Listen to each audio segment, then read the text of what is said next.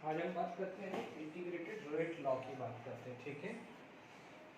हमने last lecture में method of ratios कर दिया या sorry mechanism of the ratios पढ़ा था कि हमने ये पढ़ा था कि if it is a slow step how we can find out the order of ratio. अभी तक जो भी हम पढ़ रहे हैं कि किसी गिवन एक्सपेरिमेंटल डेटा के हिसाब से हम ऑर्डर ऑफ रेशियोस कैसे निकालते हैं, ठीक है। अब हम क्या करेंगे कि उसकी इक्वेशन सॉल्व करेंगे। यदि हमें पता चल गया है if it is a zero order reactions या first order reactions, so how we can calculate the rate constant, time taken, change in concentration, जो भी है वो हम बात करेंगे, ठीक है। No doubt integrated rate law यदि हम एनसीईआरटी बुक्स के हिसाब से देखें, बोर्ड लेवल पे बात करें तो आपके कोर्स के अंदर आ जाता है जीरो ऑर्डर और फर्स्ट ऑर्डर और सुडो फर्स्ट ऑर्डर आ जाता है। लास्ट लेक्चर में भी हमने सुडो फर्स्ट ऑर्डर पढ़ा था। Molecularity 2 is an order of reaction is 1, this is known as pseudo first order reaction. यदि मैं JW NEET point of view बात करें तो वहां पर आ जाता है सेकंड ऑर्डर भी पूछा जाता है, ठीक है। तो हम सब करेंगे, पहले हम फर्स्ट और जीरो और फर्स्ट ऑर्डर के बारे में ज़्यादा बात करते हैं। पहला जो आपके पास आ जाता है जीरोथ ऑर्डर या जीरो ऑर्डर ऑफ रिएक्शन, ठीक है। इसको अपन जीरो ऑर्डर ऑफ रिएक्शन या ऑर्डर ऑफ रिएक्शन जीरो कुछ भी बोल सकते हैं, ठीक है। यहाँ पर अब हमारे पास इंटीग्रेटेड रेट लॉ है, हम कैलकुलेट कर रहे हैं। सपोज हमारे पास कोई रिएक्टेंट है and it is going to be form product, ठीक है।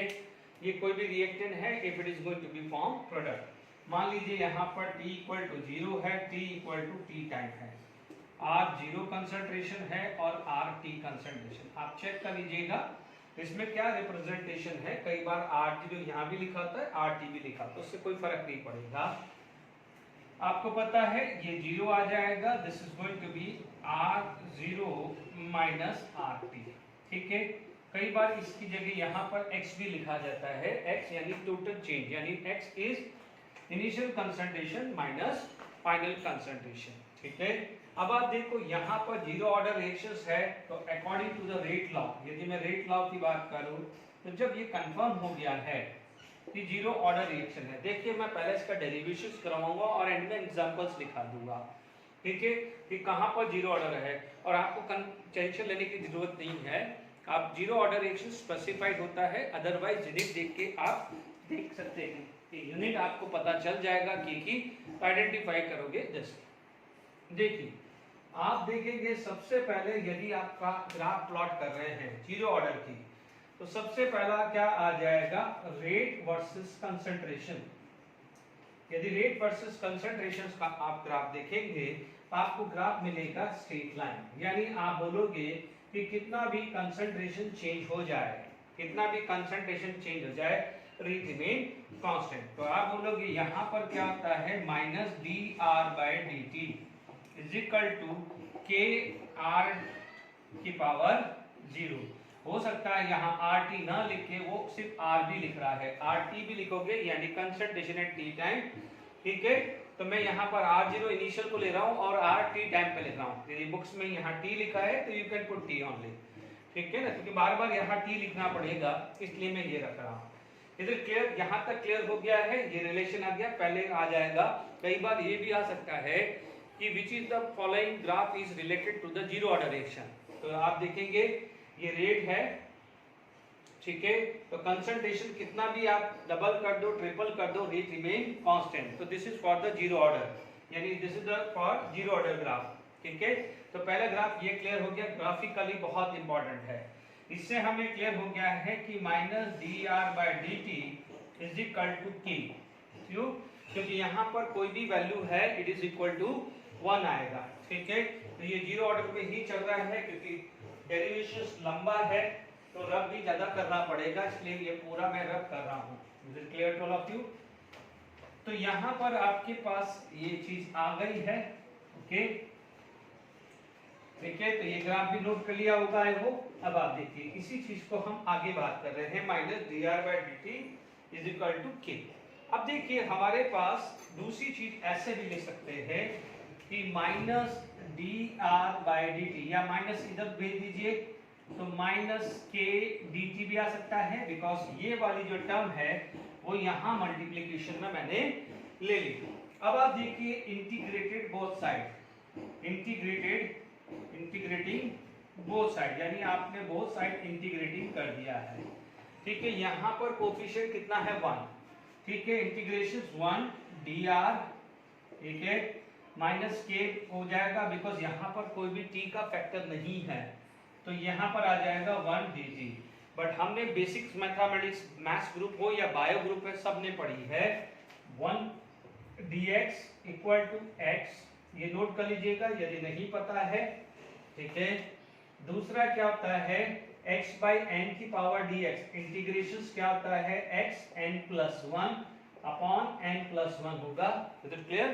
मान लीजिए थर्ड केस आ जाता है 1 बाई x का इंटीग्रेशन आ जाता है, तो it is equal to natural log x। तो ये बेसिक्स मैथमेटिक्स आप लगाइएगा, it is for indefinite integration. ठीक है, अब देखिए यहां पर क्या हो गया है 1 dr आया, तो आप बोलोगे यहां पर आपके पास क्या हो जाएगा r minus K T plus C, where C stand for constant, C stand for constant. Otherwise आप डेफिनेट लगाना है तो भी आप लगा सकते हो, डेफिनेट से भी कर सकते हो, इनडेफिनेट से भी कर सकते हो। ठीक है, अब आप देखो यहां पर लिखेंगे, आप पहली कंडीशन लिखेंगे एट t इक्वल टू 0। जब t इक्वल टू 0 था तब r को हम बोलते थे r0। क्या बोलते थे? r को हम क्या बोलते थे? r0। जब t इक्वल टू 0 था तो r को r0 बोलते थे। तो आप देखेंगे यहाँ पर दिस इक्वेशन, तो यानी यहाँ पर मान लीजिए आपके पास क्या है, दिस इज केस 1, मान लीजिए केस 1 ले लिया आपने, यहाँ पर आपका इक्वेशन 1 आ गया, तो आप बोलोगे फ्रॉम इक्वेशन 1 से आपको क्या मिला है, r की वैल्यू आपने यहाँ रख दी है r0, ठीक है, माइनस के, t की जगह क्या हो जाएगा 0 प्लस c, तो ठीक है, तो c इक्वल टू आपको क्या मिल जाएगा r0, तो यानी आपको ये इक्वेशंस आ गई है। Is it clear? अब देखिए यहां पर आपके पास, देखिए यहां पर आपके पास क्लियर हो गया है। ठीक है, बिल्कुल सिंपल है। तो आप बोलोगे ये क्या हो जाएगा, दिस इज इक्वेशन नंबर 2। बहुत शांति से है, बोर्ड के अंदर 3 मार्क्स पे डेरिवेशन पूछे जाएंगे कि आपसे बोला जाएगा कि derive the zero integrated rate equation for zero order, derive integration for first order, तो ये जीरो ऑर्डर ऑफ रिएक्शन। ठीक है, अभी फर्स्ट ऑर्डर ऑफ रिएक्शन भी आएगा, तो आप बोलोगे ये डेरिवेशन पूछा जाएगा, इसलिए डेरिवेशंस को अच्छे से कर लीजिएगा। ठीक है, तो आप बोलोगे put the value of C in equation 1 में c की वैल्यू डाल दीजिए, तो आपको क्या हो जाएगा r minus K T plus r0, ये आ जाएगा। This is equation 3। ठीक है, एंड इसको मैं ढंग से लिखूं तो r इक्वल टू, या ऐसे लिख दो तो भी सही चलेगा, या r equal to r0 minus K T भी लिखना है तो you can write like this. ठीक है, ये आपका क्या हो जाएगा, दिस इज इक्वेशंस। अब देखिए this is the very very important equations, इस पे बेस जेडब्ल्यू में 2019 पे भी हुआ है, वो भी हम डिस्कस करेंगे। Is it clear to all of you? तो यहाँ पर आपके पास क्वेश्चंस आ गया है। ठीक, अब देखिए यहाँ पर हम बात करें r is equal to minus K T plus r0, graphically मेरे को बनाना हो, यानी इसके बाद मान लीजिए मुझे ग्राफ प्लॉट करना है। ठीक है, यहाँ पर मेरा वेरिएबल r है और मेरा वेरिएबल t है, where t stand for time and r stand for concentration of reactant. ठीक है, और माइनस क्यों लगाया है वो तो क्लियर हो गया है, for reactant we have to add minus sign and for the product we have to add क्या पॉजिटिव साइन। तो यहाँ पर आप देखेंगे तो आपके पास क्या क्या है, देखिए this is y axis and this is x axis, ये y एक्सिस पे है और ये x एक्सिस पे है, तो स्लोप इज माइनस के एंड इंटरसेप्ट इज r0। आपके पास यहाँ पर आपके पास देखेंगे तो आपके पास स्लोप आ जाएगा माइनस के और इंटरसेप्ट जो आएगा वो आ जाएगा r0। बहुत आराम से करना है, जल्दबाजी बिल्कुल नहीं करनी है। तो मान लीजिए इंटरसेप्ट मैंने यहाँ पर प्लॉट कर दिया कि let it be this is intercept, ठीक है, और यहाँ पर जो भी हमारा इंटरसेप्ट आ जाएगा दिस इज r0, ठीक है, इंटरसेप्ट इज r0। अब आप देखो स्लोप इज नेगेटिव, तो आपके पास जो ग्राफ आएगा वो कुछ इस टाइप का ग्राफ आएगा। Is it clear to all of you? Because यहाँ पर क्या हो जाएगा, नेगेटिव स्लोप, ठीक है, this is negative slope. Very very important graph, कई बार पूछा जाएगा, ये आपको ग्राफ दे दिया, आपसे बोलेगा कि ये 0 ऑर्डर का है या फर्स्ट या सेकेंड ऑर्डर का, तो make sure r versus t का ग्राफ है, it is for 0 order reaction. तो थर्ड इक्वेशन वेरी इंपॉर्टेंट आपके पास आ गई, आराम से देख लीजिए, डेरिवेशंस मैंने आराम से इस चीज को करा रहा हूं। Is it clear to all of you? देखिए अब आप देखिए यहाँ पर एक वर्ड जो है या एक टर्मिनोलॉजी आती है, नोट करके रखिएगा, क्योंकि देखिए बच्चों ये आपका टर्म 0 ऑर्डर के लिए आया था, ये फर्स्ट ऑर्डर के लिए आएगा, ये सेकेंड या थर्ड का भी निकालना है तो उसके लिए आएगा, क्योंकि यहाँ पर x2 आ जाएगा, ये x3 आ जाएगा, ये x की पावर 0 यानी 1, और ये क्या आ जाएगा x की पावर 1 के लिए भी आ सकता है या -2 के लिए भी आ सकता है, ठीक है, आगे यूज करेंगे, ठीक है, ये भी हम आगे यूज करेंगे जैसे जैसे बात करेंगे। पहले मैं फर्स्ट और सेकंड 0 और फर्स्ट ऑर्डर पे पूरा कमांडिंग पोजीशन पे लाऊंगा, उसके बाद सेकंड पे बात करूंगा, तो आप जल्दबाजी बिल्कुल मत करिएगा। यदि मान लीजिए इस पूरे के पूरे लेक्चर के अंदर यदि सिर्फ डेरिवेशन पे पूरा फोकस किया या 0 ऑर्डर पे फोकस किया तो नेक्स्ट पे 1 फर्स्ट ऑर्डर आएगा, ध्यान रखना है। तो अब आप देखिए यहाँ पर अपने पास ये क्वेश्चन आ गई है, इसके बाद एक डेफिनेशन जो आती है उसे बोलते हैं हाफ लाइफ, ठीक है, half life is a very important terminology specially for the radioactive substances. हमने बोलते हैं कि what is the half life, जैसे हम कई बार डे टू डे लाइफ में मजाक में बात करते हैं, कई बार सुना होगा अरे अभी हमने तो आधी जिंदगी जी ली, ठीक है, यानी आधी जिंदगी जी ली, ऐसा कभी सुना हो तो होता क्या है, what is the half life, तो आप देखेंगे it is the time taken, it is the time taken to be half of its initial concentration, ठीक है।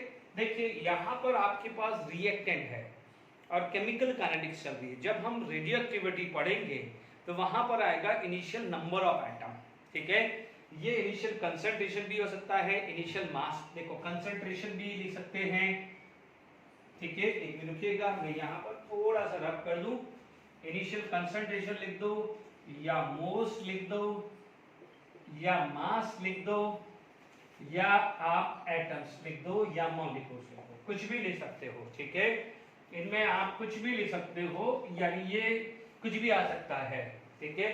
जैसे मान लीजिए, मैं अभी आप नोट मत करना, मैं आप बोल रहा हूँ, सपोज मान लीजिए रिएक्टेंट और प्रोडक्ट है, T इक्वल टू 0 है, सपोज आपने स्टार्ट किया 1 मोलर, आपको पता है जैसे जैसे टाइम स्पेंड होगा the concentration of reactant is going to be decreases, agree और नॉट?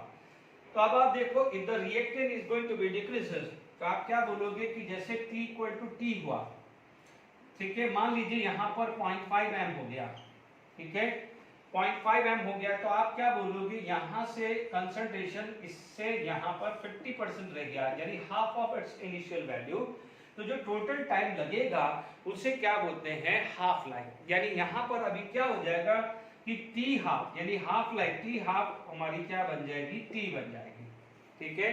ये भी हो सकता है ये 1 मोल लिखे तो 0.5 मोल भी लिखा सकता है, और 1 ग्राम लिखे तो 0.5 ग्राम भी बोले। अब आप बोलोगे कि बच्चे बोलोगे कि sir this equal to this कैसे हो सकता है, आपको पता है कि रिएक्टेंट का कोई ना कोई मॉलिक्यूलर मास होगा या एटॉमिक मास होगा, तो मान लीजिए उसका मॉलिक्यूलर मास x है तो इसका मॉलिक्यूलर मास x ही रहेगा, तो this is not going to be change, तो आप बोलोगे जो भी यहाँ पर रेशियो होगा उसका आधा तो होगा कि नहीं होगा, इज इट क्लियर? इसलिए मैंने यहाँ पर मास भी लिखा है, तो आप कंफ्यूज मत होना, क्योंकि कई बच्चे के दिमाग में होता है कि यार कंसंट्रेशन हाफ होता है, तो कंसंट्रेशन हाफ लिखा हो या मोल हाफ लिखा हो या मास हाफ लिखा हो या एटम्स या मॉलिक्यूल्स या आयंस हाफ लिखा हो, this is known as half life, तो गलती बिल्कुल नहीं होनी चाहिए।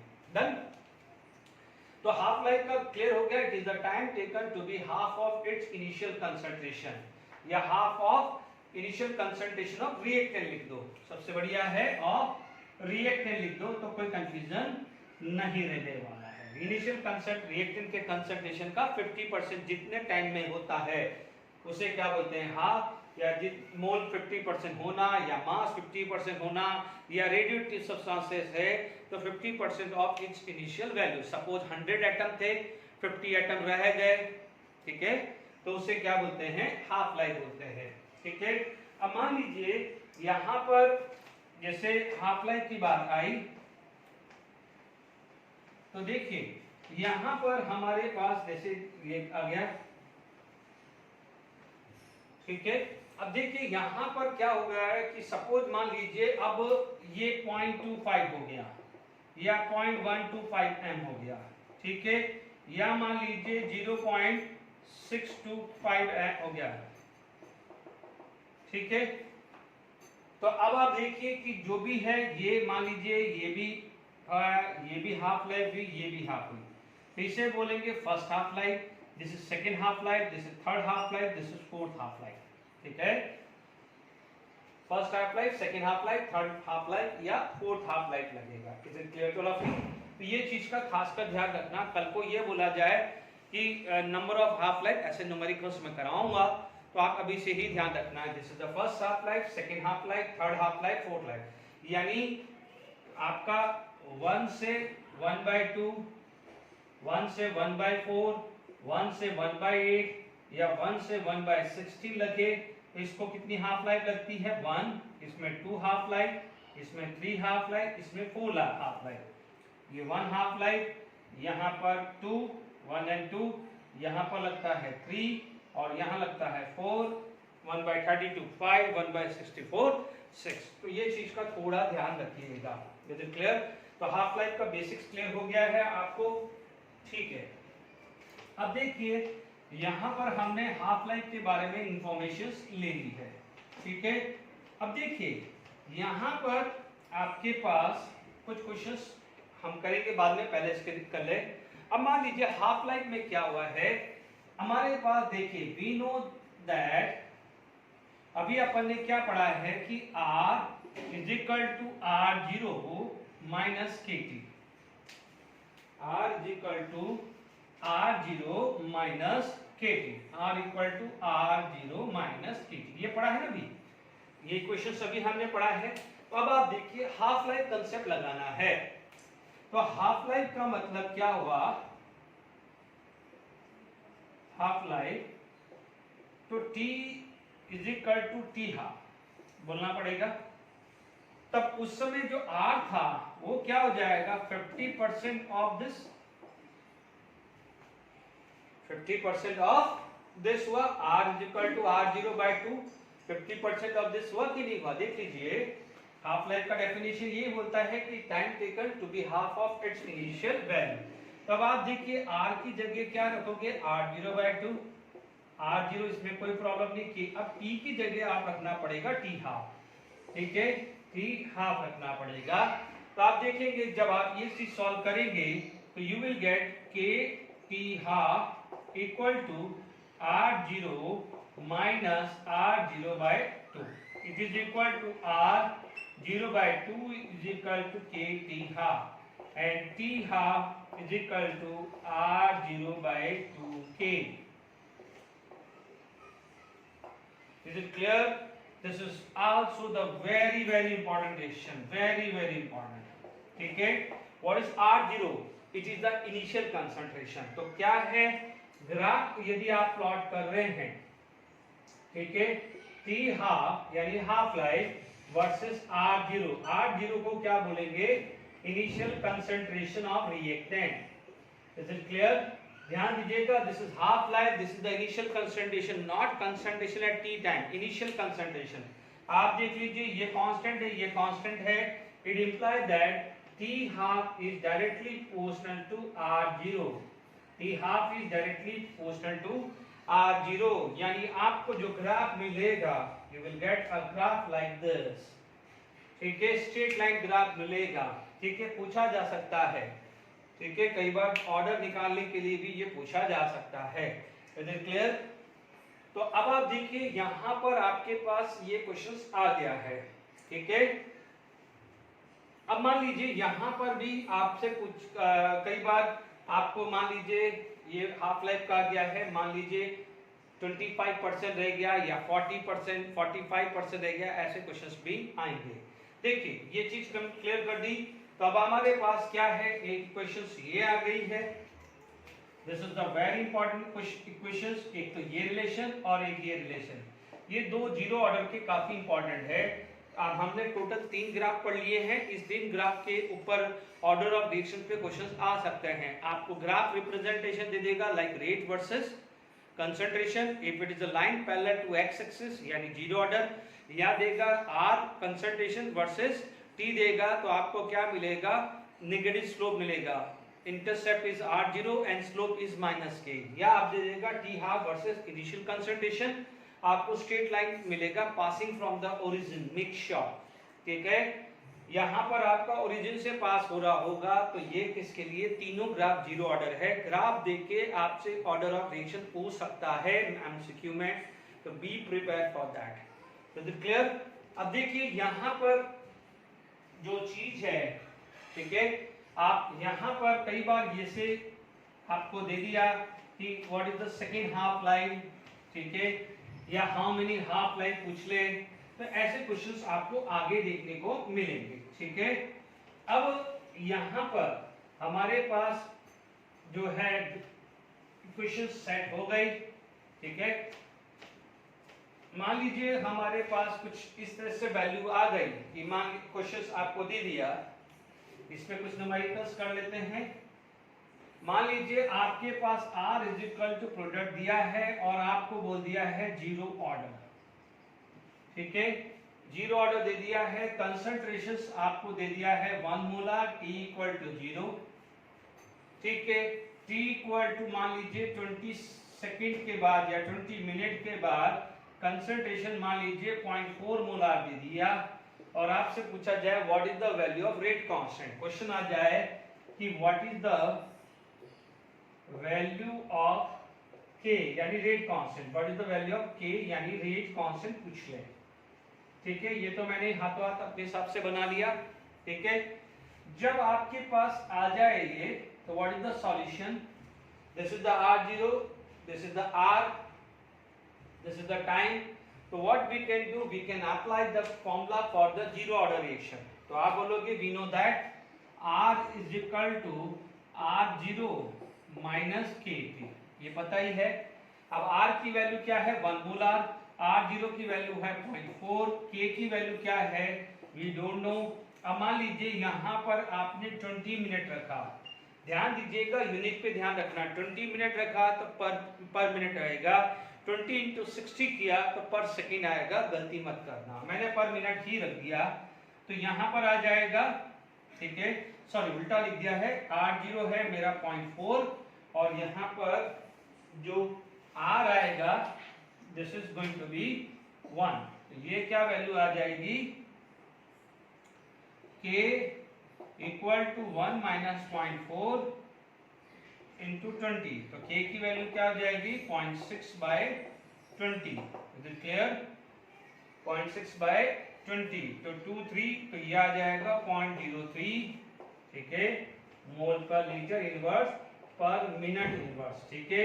यदि आपको सेकंड में चाहिए तो 0.03 डिवाइडेड बाय 60, ये कितना आ जाएगा 0.05, 1, 2, 3 एंड 4, तो लगभग 5 इंटू 10 की पावर -4 मोल पर लीटर पर सेकेंड आ जाएगा। Is it clear to all of you?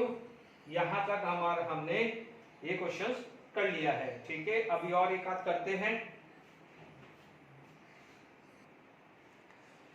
चलिए हमने लिखा है फॉर जीरो ऑर्डर रिएक्शंस, मान लीजिए कोई भी दिया है आपको, रेट कांस्टेंट की ये वैल्यू दिया है, r0 ये दिया है, calculate the concentration of k after 1 day, 2 day, 5 day, 10 day, 1 hour, 2 hour, 3 hour, 50 minute, 40 minute, कुछ भी दे सकता है, and in what time the reaction would be completed and what is the half life of the reaction, ठीक है।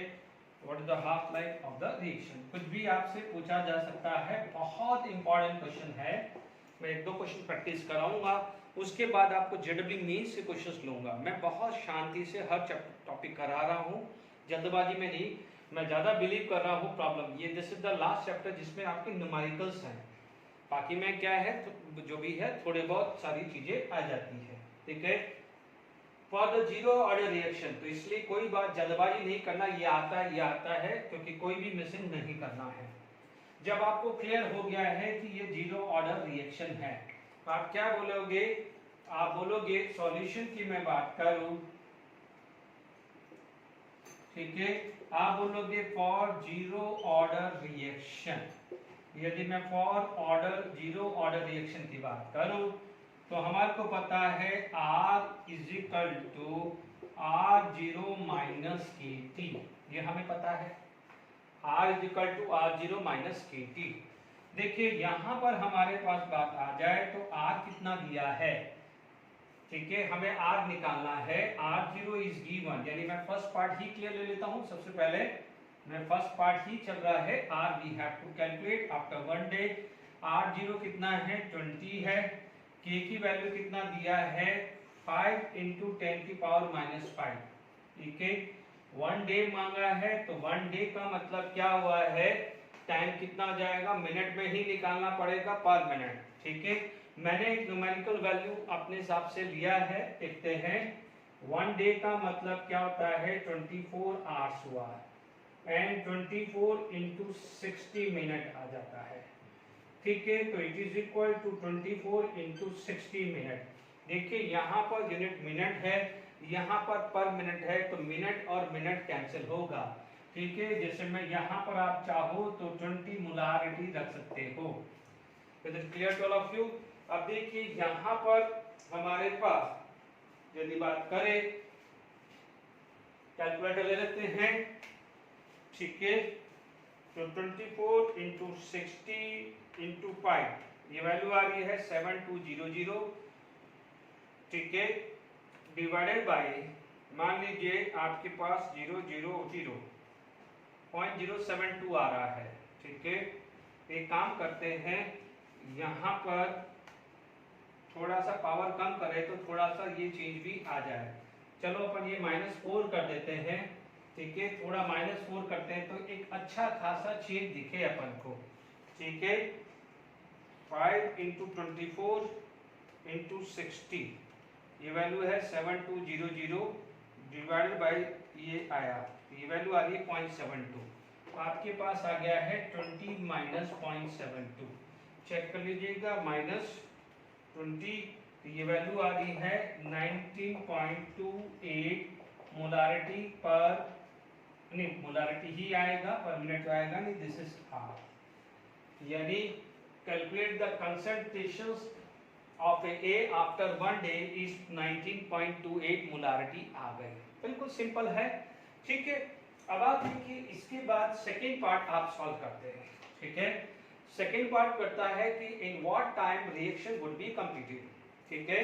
Second part हम clear कर रहे हैं, थोड़ा सा हम रिकॉल करें कि मान लीजिए ये आ रहा है, ठीक है, t इक्वल टू 0 है, उस समय R0 था, ठीक है। रिएक्शन जब कंप्लीट हो रहा है तो रिएक्टेंट पूरा प्रोडक्ट में कन्वर्ट हो चुका है। तो जब आप बोलोगे t equal to t time और वहां पर 0 लिख दिया, प्रोडक्ट कितना भी बने, हमें प्रोडक्ट से मतलब नहीं, हमें तो रिएक्टेंट से मतलब है, ठीक है। तो t इक्वल टू t, ये 0 आया, ठीक है। तो यहाँ पर आपको क्या होना चाहिए, ध्यान से सुन लीजिएगा, ठीक है, फर्क कुछ नहीं पड़ेगा। यहाँ पर देखिए, यहाँ पर आपके पास सेकेंड पार्ट जो हमें वर्क करना है, r की वैल्यू आपकी कितनी हो जाएगी 0, not R0। R0 remain constant, initial concentration तो सेम ही रहने वाला है। इनिशियल कंसंट्रेशन कितना है 5 इंटू 10 की पावर -4। ध्यान दीजिएगा, रिएक्शंस कंप्लीट होने का मतलब R की वैल्यू 0 है, नॉट R0। इनिशियल कंसंट्रेशन थोड़ी चेंज हुआ है। मार्केट से आपने 1 लीटर मिल्क लेके आए हो, तो वो मार्केट से 1 लीटर मिल्क तो 1 लीटर ही मिल्क लगेगा। आप घर लाके उस 1 लीटर का पूरा यूज कर रहे हो, 50% यूज कर रहे हो, 30% यूज कर रहे हो, वो आपका है। मान लीजिए आपने 30% यूज किया तो 70% बच गया है, ठीक है। तो यहाँ पर 5 इंटू 10 की पावर -4 आ गया है, ठीक है। के की वैल्यू आपको गिवन, सॉरी मैंने के की जगह ये रख दिया, इनिशियल कंसंट्रेशन मेरा 20 है, ठीक है। यहाँ मेरा इनिशियल कंसंट्रेशन 20 मोलार था, यहाँ सिंपल है 5 इंटू 10 की पावर -4, टी ले लिया है, टी कितना आ जाएगा 20 डिवाइडेड बाई 5 इंटू 10 की पावर -4, तो कितना आ जाएगा 4 इंटू 10 की पावर 4, है ना। और ये क्या आ जाएगा, पर मिनट है, ऊपर चला जाएगा, तो इतने मिनट के बाद वो रिएक्शन पूरी कंप्लीट हो जाएगी। इतना टाइम लगेगा तो रिएक्शन पूरी कंप्लीट हो जाएगी। तो आई होप सेकंड पार्ट भी इजीली क्लियर हो गया है। ओके, सेकंड पार्ट भी क्लियर हो चुका है, ठीक है। थर्ड पार्ट आ जाता है what is the half life, ठीक है। हाफ लाइफ का क्वेश्चन हमारे पास है, ठीक है। हाफ लाइफ का फॉर्मूला हमने डायरेक्टली ही डिराइव किया हुआ है हाफ लाइफ, तो डायरेक्टली वही फॉर्मूला लगा लो, ठीक है।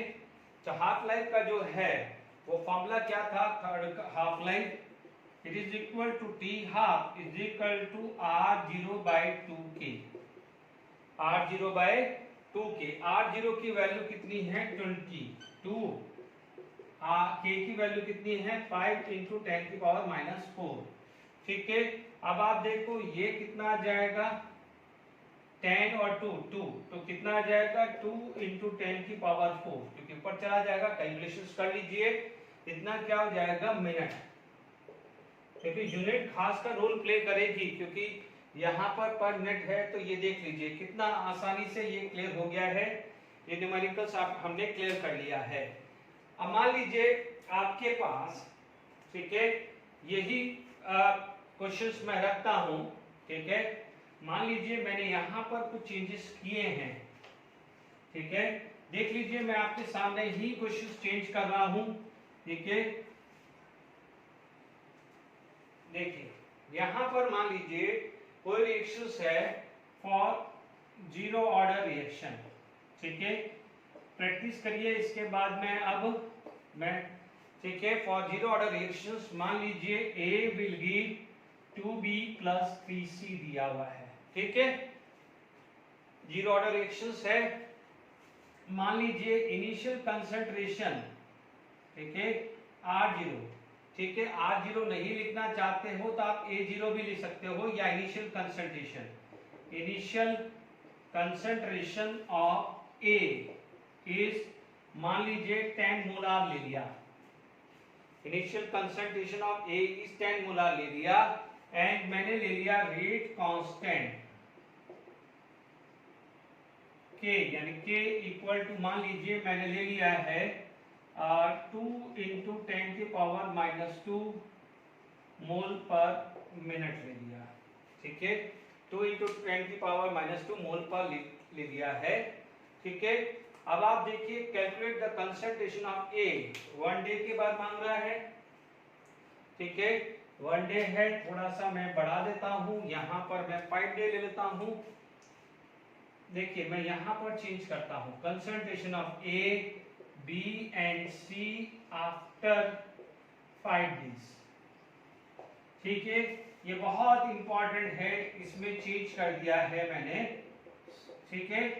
सॉल्यूशन, यदि मान लीजिए मेरे पास, देखिए सबसे पहले ये बहुत अच्छा क्वेश्चन है, ये फर्स्ट वाला बहुत अच्छा क्वेश्चन है, ठीक है।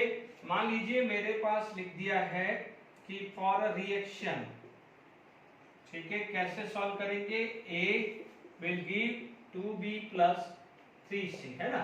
मान लीजिए ये T की वैल्यू 0 है, तो ये क्या हो जाएगा, मान लीजिए R है, T की वैल्यू T है, तो ये आ जाएगा R0, तो ये आ जाएगा, सॉरी ये R0, तो ये R आया, 2 times of R minus R0 आएगा, ये आ जाएगा 3 times of R0 minus R। Can you imagine कि ये क्वेश्चंस भी पूछे जा सकते हैं। या मान लीजिए इन दोनों का डिफरेंस x है, तो ये 2x होगा, तो ये क्या हो जाएगा 3x आ जाएगा, ठीक है। ओके, यहां तक क्लियर हुआ कि नहीं हुआ। इसमें रेट ऑफ रिएक्शंस भी पूछ सकता है। आप देखोगे this is rate of reaction क्या हो जाएगा, this minus this divided by this minus this, वो भी तो रेट ऑफ रिएक्शन पूछ सकता है, पूछ सकता है ना, ये भी पूछ सकता है आपसे, रेट ऑफ डिसअपीयरेंस भी पूछ सकता है, रेट ऑफ अपीयरेंस भी पूछ सकता है, वो बाद में हम बात घुमाएंगे, पहले वो तो चलो वो तो जनरल ही आ सकता है, ठीक है। आपको पता है, मान लीजिए रेट ऑफ रिएक्शन पूछ ले तो आप क्या बोलोगे, R माइनस या minus R minus R0 by T, दोनों का डिफरेंस क्या हो जाएगा, T, रेट ऑफ रिएक्शन आ जाएगा। मान लीजिए आपसे पूछा जाए, इसका अपीयरेंस पूछ लिया, आप क्या करो, 2 से मल्टीप्लाई करोगे, इसका पूछ लिया तो 1/3 dc बाय dt, तो ये भी मल्टीप्लाई हो सकता है, तो इस टाइप के क्वेश्चंस भी कहीं पूछ ले तो, ठीक है। तो मैंने यहाँ पर rate of disappearance, appearance, concentration देके भी पूछ सकता है, इज इट क्लियर, ठीक है। तो यहाँ पर आपके पास क्या आ गया है बच्चों, बिल्कुल सिंपल है, t इक्वल टू 0 पे ये, t इक्वल टू t पे ये है, डन, ठीक है। अब देखिए अपने पास क्या है, तो अपन को निकालना क्या है वो अब क्लियर हो गया है, ठीक है। अब आप देखिए फर्स्ट पार्ट में ही चल रहे हैं अपन, चलिए हमारे पास क्या जाएगा, we know that R is equal to R0 minus KT होता है, R is equal to R0 minus KT आता है, is it clear to all of you. अब देखिए यहाँ पर R है कितना, आपके पास R आपको निकालना है, ठीक है, कंसंट्रेशन ऑफ A निकालना है। बच्चों देखो यहाँ पर ये भी दे सकता है कि आप A0 और A भी ले सकते हो, उससे कोई फर्क नहीं पड़ेगा, है ना, R स्टैंड फॉर रिएक्टेंट ले रहा हूँ, ठीक है बच्चों, तो वो कोई दिक्कत नहीं है ना। तो यहाँ पर आपके पास इनिशियल कितना है, 10 है, K की वैल्यू कितनी है, 2 इंटू 10 की पावर माइनस 2, 5 डे दिया है तो 5 इंटू 60 ले सकता हूँ, इंटू 24 ले सकता हूँ, ठीक है, 5 डे आर और मिनट, इज इट क्लियर, तो ये मल्टीप्लिकेशन में चला जाएगा, ओके। तो अब आप देखिए मैं कैलकुलेटर का यूज कर रहा हूँ, 5 इंटू 60 इंटू 24 इंटू 2, ठीक है, डिवाइडेड बाई 100, 144, कुछ ज्यादा ही जा रहा है, मैं यहाँ पर क्या कर रहा हूँ, -4, क्योंकि बस -4 कर रहा हूँ, वंस अगेन डिवाइड बाई 100, ये काम करते हैं -3 ही लेते हैं, -4 ही ले लेते हैं, डिवाइडेड बाई 100, ठीक है। तो ये आ जाएगा, -4 कर दीजिए, यहाँ करेक्शन कर दीजिए, -4 कर देने का है, तो ये आ जाएगा 10 माइनस 1.44, बस ठीक है। तो ये क्या आ जाएगा, -10, ये वैल्यू आ जाएगी 8.56 m, 8.56 m आ रहा है, यानी आपके पास, अब देखते रहिए 1 by 1 देखते रहिए, ठीक है। आपके पास ये वैल्यू आपके पास कितनी थी, 10, ये कितनी होगी आपका 8.56, तो ये डिफरेंस कितना हुआ, 1.44, ये डिफरेंस कितना हुआ, 1.44, ठीक है। यहाँ पर आपका जो आएगा R0 माइनस दे, तो ये क्या आ जाएगा 1.44, तो ये क्या आ जाएगा 1.44, इज इट क्लियर, ठीक है। तो आप बोलोगे A कितना रहेगा 8.56 m, B कितना आ गया है 2 इंटू 1 दिस, तो 2.88 आ जाएगा B, तो आप बोलोगे B कितना आ जाएगा 2.88 m आ गया है, इज इट क्लियर। यदि C पूछा जाए तो 12, 3, 1 और 3, 1 और 4, 4.32 है, अब चेक कर लीजिए, 3, 12, 12, 13, 1, 3, 1 जा 3, 4, 4.32, तो C कितना आ जाएगा 4.32 m, ठीक है। ये फर्स्ट का आंसर आ गया है। आफ्टर 5 डे A इतना रह जाएगा, B इतना प्रोड्यूस हो जाएगा, C इतना प्रोड्यूस होगा, तो ध्यान दीजिएगा ये 1 मोल कन्वर्ट हुआ है बच्चों, ये बचा हुआ है, A रिमेन गया कितना है 1.44, 10 था, 10 में से इतना बचा है, मान लीजिए 1 लीटर आप मिल्क लिया और मान लीजिए थोड़ी देर बाद देखते हैं कि 750 ml मिल्क बच गया, तो कॉफी कितने मिल्क की बनेगी, तो आप बोलोगे 250 ml का ही कॉफी बना है, वैसे ही समझ लीजिए, आराम से समझ में आ गया है, बिल्कुल ज्यादा दिमाग वाली बात नहीं है। बाकी अब तो सेकेंड एंड थर्ड तो बिल्कुल ही सीधा है, इसको फटाफट इसको भी कंप्लीट कर लेते हैं, ठीक है। देख यहाँ पर आपके पास आई होप जीरो ऑर्डर से रिलेटेड कोई भी क्वेश्चन आ जाता है, ठीक है। तो अब आप देखिए सेकंड पार्ट यदि हमें सॉल्व करना है तो आप बोलोगे R is equal to R0 minus KT। Reactions complete हो गया है तो दिस इज 0। R0 की वैल्यू 10 2 into 10 की power minus 4 into T। T is equal to 10 upon 2 into 10 की पावर माइनस 4। तो ये कितने आ जाएगी 5 into 10 की पावर प्लस 4 पर मिनट। Is it clear? तो ये सेकंड पार्ट भी क्लियर हो गया। Third part what is the half life?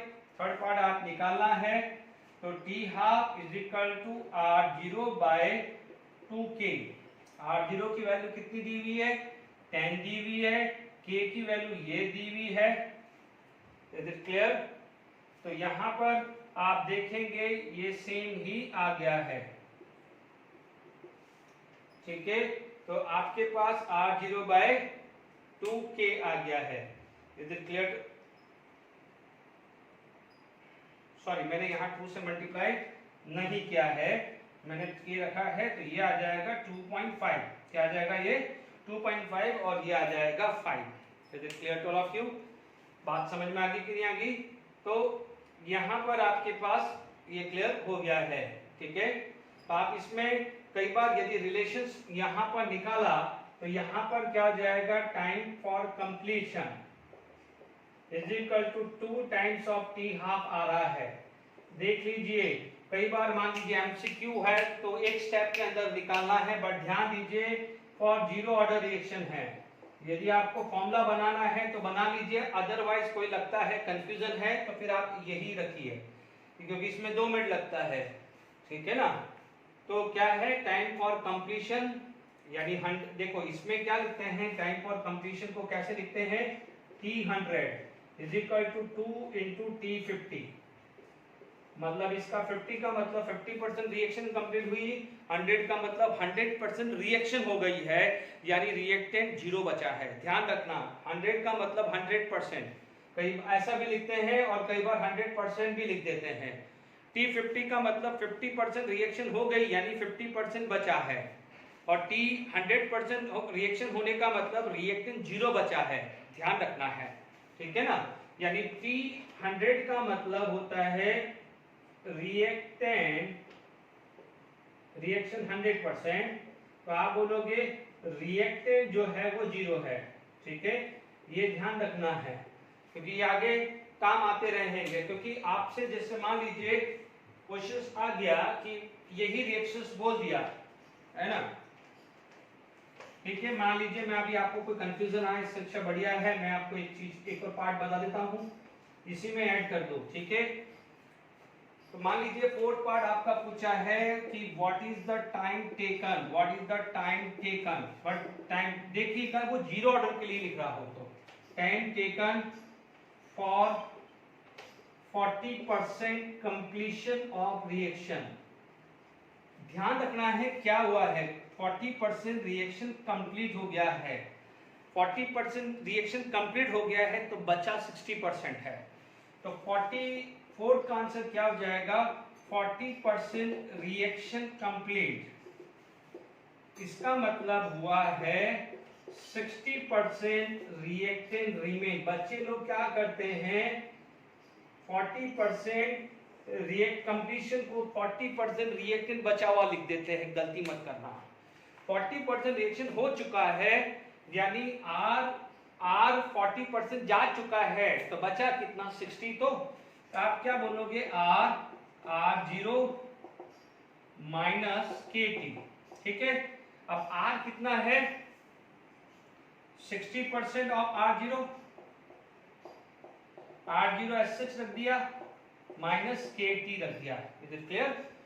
Okay, तो अब आप देखो यहां से क्या हो जाएगा KT is equal to 40% of R0 बच रहा है। बच्चों देख लो, सॉल्व कर दिया मैंने, ये इधर जाएगा ये इधर जाएगा तो कितना बचेगा 40%। देख लीजिए मैथ्स लगा आपको आता ही है, 40 अपॉन 100।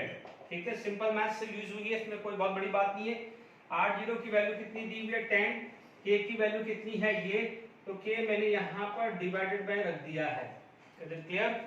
तो आप देख लीजिए यहाँ पर आपको 0 0 0 0 4 बाय 2 ये आ जाएगा 2 इंटू 10 की पावर 4 मिनट आएगा। Is it clear? तो ये क्वेश्चंस भी पूछे जा सकते हैं। 40% कंप्लीट, ये लाइन जरा ध्यान रखना है कि 40% कंप्लीट का मतलब 60% रिएक्टेंट हुआ है। जैसे मान लीजिए रिएक्टेंट से प्रोडक्ट हुआ तो आप बोलोगे कि मान लीजिए ये R0 है, आप बोलोगे 40% कंप्लीट हुआ है तो ये 40 फॉर्म हुआ है, तो ये जो बचेगा वो बचेगा 60% ऑफ R0। ठीक है, तो ये 40% ऑफ R0 प्रोड्यूस हुआ है। इट इज क्लियर, ध्यान रखना है। 40% रिएक्शन का मतलब 40% रिएक्टेंट यूज हो चुका है, 60% रिएक्टेंट बचा है। चलिए अभी मैं एक जेडब्ल्यू में 2019 का क्वेश्चन कराता हूं। आप देखेंगे मैंने कितना जीरो ऑर्डर पे करा दिया है, परफेक्शन आ गया होगा जीरो ऑर्डर पे। सबसे ज्यादा टाइम, सबसे ज्यादा और सबसे लेंथी होता है फर्स्ट ऑर्डर, ठीक है, उसमें टाइम लगता है। इसीलिए मैंने एक लेक्चर सिर्फ जीरो ऑर्डर पे अलग से बनाया है, फर्स्ट और जीरो को मिक्स नहीं किया है, ये ध्यान रखिएगा। ठीक है, मैं 2019 का क्वेश्चन लेता हूं। देखिए यहाँ पर आपके पास क्वेश्चंस है, mixture of O2, H2 and CO are taken in a closed vessel containing charcoal, the graph that represent correct behavior of pressure with time। JW में 2020 है, हालांकि जीरो ऑर्डर नहीं है, जनरल क्वेश्चंस है। ठीक है, लास्ट लेक्चर में नहीं डाल पाया तो अभी डाल दिया। आपको पता है कि व्हाट हैपन यदि ये गैस लिया है, are taken in a closed vessel containing charcoal. ठीक है, तो चारकोल क्या करेगा, it is going to be absorb. Charcoal क्या करेगा, एब्जॉर्ब करेगा। तो जैसे जैसे टाइम जाएगा तो what happen, it is going to be absorb. ठीक है, if it is going to be absorb तो what happen, the pressure is going to be decreases. हालांकि ये क्वेश्चन में सरफेस केमिस्ट्री में भी ले सकते हो और ये क्वेश्चंस आप केमिकल काइनेटिक्स में भी ले सकते हो, क्योंकि हमने क्या पढ़ा हुआ है कि टाइम जैसे जैसे पास होता है concentration of reactant is going to be decreases. तो आप ये समझ लीजिए कि ये रिएक्टेंट है और ये कैटलिस्ट है। तो what happen, the reactant get absorb on the surface of charcoal, that so the pressure is going to be decreases. तो this is the correct graph है। देख लीजिए, सरफेस केमिस्ट्री का भी आप ले सकते हो और इस चैप्टर में भी इसको ले सकते हो। ठीक है, तो पहले बहुत ज्यादा प्रेशर था, धीरे धीरे आ गया है और यहाँ पर जाके जीरो ऑर्डर हो रहा है। बिकॉज क्या होता है कि बाद में क्या होगा कि सैचुरेशन आ जाएगा, कि चारकोल के ऊपर इतने ज्यादा गैस आ जाएगा कि फर्दर एब्जॉर्प्शन मुश्किल हो जाएगा। जैसे मान लीजिए आपने क्या करा, कोई ड्राई क्लॉथ लिया, ठीक है, आप जैसे मान लीजिए फ्लोर पे वाटर चला गया, तो जैसे ही आप ड्राई क्लॉथ लेंगे तो ड्राई क्लॉथ क्या करेगा, पहले वाटर एब्जॉर्ब फटाफट करेगा। या मान लीजिए किसी कंटेनर के अंदर वाटर पड़ा हुआ है और आपने ड्राई क्लॉथ ले लिया है, इज इट क्लियर? तो यदि आपने यहाँ पर ड्राई क्लॉथ लिया है, ठीक है, तो यहाँ पर ड्राई क्लॉथ लिया है तो क्या होगा, जब ड्राई क्लॉथ लेंगे तो पहले क्या करेगा, वाटर क्या करेगा, उसको शक करेगा। तो जितना भी वाटर है कंटिन्यू देखेंगे तो बहुत ज्यादा डिक्रीज होगा। बट जब जो भी क्लॉथ के ऊपर वाटर इतने ज्यादा हो जाएंगे तो it is going to be saturated, वो क्या हो जाएगा, सैचुरेटेड होगा। फिर उसके बाद वो एक तरह से ऑलमोस्ट वाटर को सक करना बंद कर देगा, इसीलिए वहां पर क्या है, कांस्टेंट आ जाएगा। Is it clear to all of you? जेडब्ल्यू में 2020 का है। आप ये देख सकते हो कि फिजिकल इनऑर्गेनिक में बिल्कुल टाइम नहीं लगता है, ऑर्गेनिक थोड़ा सा मेहनत करनी पड़ती है, ऑर्गेनिक मेहनत करनी पड़ती है, और फिजिकल और इनऑर्गेनिक एनसीईआरटी से डायरेक्ट उठ के आती है। आप देख लीजिए क्या दिमाग लगाना पड़ेगा, तो इतना दिमाग थोड़ी लगाने का। 30 सेकंड के अंदर ये क्वेश्चंस होते हैं। ठीक है, आप देख लीजिए जेडब्ल्यू में 2019 का ही क्वेश्चंस है। अब आप देखिए, the reaction 2xp is a zero order reaction if the initial concentration of x is this, half life is this, when the initial concentration of x is this, the time required to reach its final concentration is this। यानी आप देखेंगे हमारे को यहाँ पर कहीं k नहीं है, तो पहले k लिया जाएगा और उस k को इस इक्वेशन में डाला जाएगा, बाकी कुछ है ही नहीं। तो आप देख लीजिए, सबसे पहले इसका सॉल्यूशन आप देखेंगे, r is equal to r0 minus kt। ठीक है, first part is clear, initial concentration कितना है, 0.2 है। ठीक है, आपको क्या आ जाएगा, हाफ लाइफ ही है ना यहाँ पर, तो अपन को हाफ लाइफ से पहले k निकल जाएगा। ठीक है, हाफ लाइफ दिया हुआ है तो t half is equal to r0/2k है। डन, हाफ हाफ लाइफ कितना दिया हुआ है हमारे को 6R दिया हुआ है, इनिशियल कंसंट्रेशन 0.2 दिया है, 2 into K दिया है, तो K की वैल्यू क्या आ जाएगी 0.1/6, मैं 0.1/6 ही रख लेता हूँ, ठीक है। बट ये ध्यान रखना पर आर है, आपको कैलकुलेट करनी है तो आगे कैलकुलेट कर दीजिएगा। अब आप सेकंड पार्ट निकाल रहे हो कि when the initial concentration is this and concentration this time चाहिए, तो वापस से आपने रखा R = R0 - KT रखा। इनिशियल कंसंट्रेशन 0.5 है, फाइनल कंसंट्रेशन आपका 0.2 है। इनिशियल कंसंट्रेशन 0.5 है, फाइनल कंसंट्रेशन आपका क्या है 0.2 है, ये सॉरी 0.2 है फाइनल, और ये 0.5, क्या गड़बड़ी हो गई, वापस से इसको चेंज कर देते हैं, ये 0.2 है, ये 0.5 है, K की वैल्यू 0.1/6 निकाला, T ही निकाला है। Is it clear? अब आप देखो ये आ जाएगा 0.6, ये जाएगा तो उधर 0.3 आ गया, ठीक है। तो यहाँ पर तो देखिए ये कितना आ जाएगा, T = 3 × 6, तो ये कितना आ जाएगा 18R। आपके पास क्या आ गया है 18R आंसर आ गया है। Is it clear to all of you? आ गया है। एक और क्वेश्चन हम करते हैं, ओके। देखिए ये आपका क्या है जेडपी मेंस 2010, जब पहले एयर बोलते थे, जब का क्वेश्चन है, बिल्कुल बहुत अच्छा क्वेश्चन है। देखिए आपसे पूछा जाए कि हाफ लाइफ है 1 आवर, जब आपका कंसंट्रेशन 2 मोलार है, अब आपका क्या हुआ ये है, तो टाइम टेकन कितना हुआ है आप देख लीजिए। 0.5 इनिशियल कंसंट्रेशन था, उससे 0.25 हुआ है, तो ये भी क्या पूछ रहा है, ये भी हाफ लाइफ ही तो पूछ रहा है। What is the half life? Time taken to be a half of its initial concentration. But यहाँ पर 2 मोलर इनिशियल था, यहाँ पर 0.5 है। अब आप ये नहीं बोल सकते थे कि ये 1 आर है तो ये भी 1 आर होगा, ये गलती मत कर देना, ठीक है। ये फर्स्ट ऑर्डर में होता है, मैं वो प्रूफ भी करूंगा, आप रुकिएगा, नेक्स्ट लेक्चर में फर्स्ट ऑर्डर भी आएगा, तो आप ये 1 आर गलती मत कर देना। रीजन क्या होता है ध्यान से सुन लीजिए, T half is directly proportional to R0, ये बताया हुआ है, क्योंकि हमें पता है कि T half is equal to R0/2K है। कितना अच्छा क्वेश्चन है ये। तो अब आप देख लीजिए T half upon T half, मान लीजिए ये A, ये मान लीजिए B है, तो ये क्या हो जाएगा R0 for A upon R0 for B, या सेकेंड लिख दो। अब आप देखो T हाफ A कितना है 1 आर, ठीक है 1 आर है। आपको क्या है T हाफ इसका निकालना है, R0 कितना था 2, अब R0 0.5 है, this is R0, this is not R0, ठीक है। अब आप देखिए ये वैल्यू कितना आ गया है T हाफ, ये वैल्यू आ जाएगी 4, इट इज 1/4 यानी 0.25 R। Is it clear to all of you?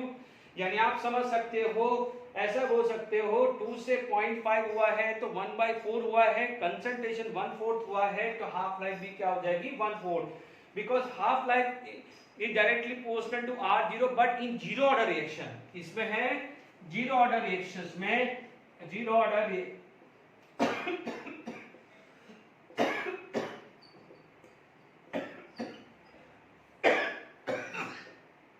Zero order reaction. I hope समझ में आ गया, ओके ठीक है। फर्स्ट में अलग होगा, सेकंड में अलग होगा, डेरिवेशन से मैं प्रूव करूंगा सेकंड ऑर्डर का, फर्स्ट ऑर्डर का, फिर मैं आपको फाइनली कंक्लूड करूंगा फॉर nth ऑर्डर, ठीक है। तो हर केस में ये नहीं लगाना है कि T half is directly proportional to R0, it is for zero order reaction, ठीक है। लास्ट में लिख सकते हैं examples of zero order reaction. हालांकि जीरो ऑर्डर रिएक्शंस के एग्जाम्पल जो बेसिकली देखा जाए, जो प्योरली एग्जाम्पल है वो तो दो ही हैं। जैसे मान लीजिए पहला आता है फोटोकेमिकल रिएक्शन। फोटोकेमिकल रिएक्शंस में क्या होता है, जैसे H2 + Cl2 give HNu give 2HCl। तो ध्यान दीजिएगा जो रेट लॉ के हिसाब से जो रेट आता है H2 की पावर 0, Cl2 की पावर 0 आती है। मैंने आपको समझाया है एक्चुअली जो रेट है वो directly proportional to intensity of light पे डिपेंड करता है। और बच्चों ध्यान दीजिएगा, zero order of reaction with respect to reactant होता है। आपको पता है कि ऑर्डर ऑफ रिएक्शन जो है with respect to concentration of reactant होता है। तो ध्यान दीजिएगा, तो इसके हिसाब से क्या हुआ है, जीरो ऑर्डर हुआ कि नहीं हुआ। ठीक है, दूसरा एग्जांपल आता है बायोलॉजिकल प्रोसेस। जितने भी बायोलॉजिकल प्रोसेस है वो भी zero order, these are the two pure zero order reaction. तो क्या होता है बायोलॉजिकल प्रोसेस में भी क्या होता है, सबस्ट्रेट, उसमें आप डालते हैं enzymes, it is going to be give product, it is going to be give product. ठीक है, तो यहां पर जो रेट है वो इंडिपेंडेंट होता है सबस्ट्रेट। ठीक है, इस पे डिपेंड नहीं करता, वो एक्चुअली डिपेंड करता है एंजाइम्स पे, इस पे डिपेंड करता है एंजाइम। तो ध्यान दीजिएगा यहां पर क्या लिखा है, order of reaction is with respect to concentration of reactant. तो रिएक्टेंट के रेस्पेक्ट में जीरो है, रिएक्टेंट के रेस्पेक्ट में क्या है, जीरो। एंजाइम तो कैटलिस्ट है, एंजाइम तो कैटलिस्ट है। और बायोलॉजिकल प्रोसेस में हमने पढ़ा है कि मान लीजिए कर्ड बना रहे हैं, तो मिल्क को डबल करें, ट्रिपल करने से rate of formation of curd fast नहीं होगा। आप जो एंजाइम जो कर्ड बनाने के लिए यूज कर रहे हैं उसको डबल ट्रिपल करोगे तो उसमें फास्ट होगा। Is it clear to all of you? बात समझ में आ गई? This is the pure. But कई बार क्या होता है, कई जगह आपको देखने को मिल जाएगा, जैसे मान लीजिए और एग्जांपल है बच्चों, ये एग्जांपल जो है it is not purely zero order but डाल देते हैं।